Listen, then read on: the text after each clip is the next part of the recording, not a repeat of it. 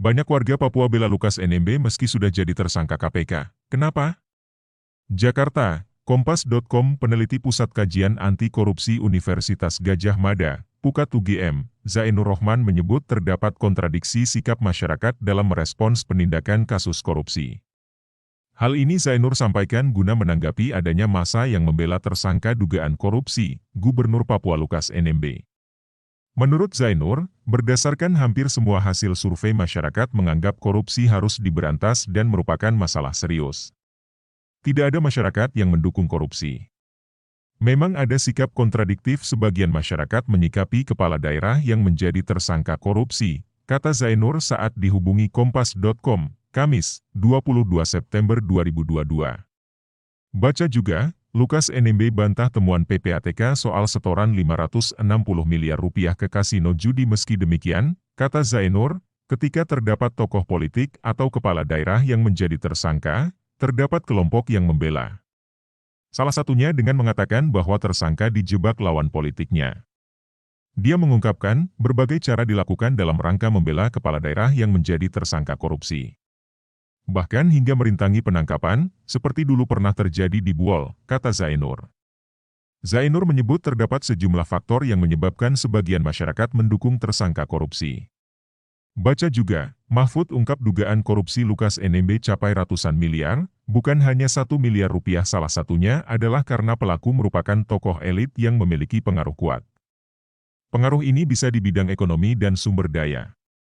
Banyak orang yang hidupnya bergantung kepada tersangka, ujar dia.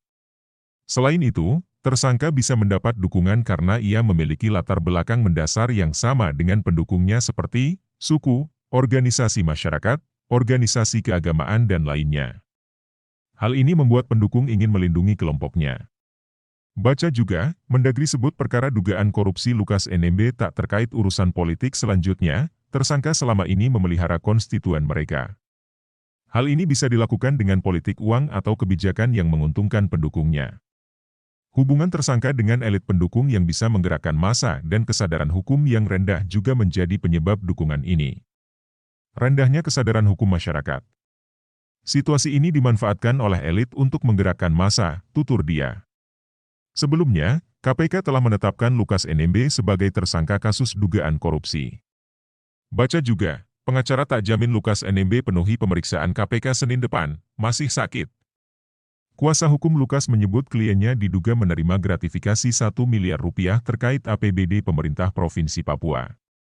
Belakangan, Menteri Koordinator Bidang Politik, Hukum, dan Keamanan, Menko Polhukam, Mahfud MD menyebut terdapat 2 kasus lain yang sedang didalami, yakni terkait dana operasional dan pengelolaan dana Pekan Olahraga Nasional, PON. KPK sedianya menjadwalkan pemeriksaan terhadap Lukas pada 12 September. Namun, ia tidak hadir. Sejak ditetapkan sebagai tersangka, rumah Lukas dijaga massa. Massa bahkan berunjuk rasa menyuarakan, "Save Lukas NMB." Pada hari ini, puluhan massa aksi juga berunjuk rasa di depan Gedung Merah Putih KPK. Dapatkan update berita pilihan dan breaking news setiap hari dari Kompas.com.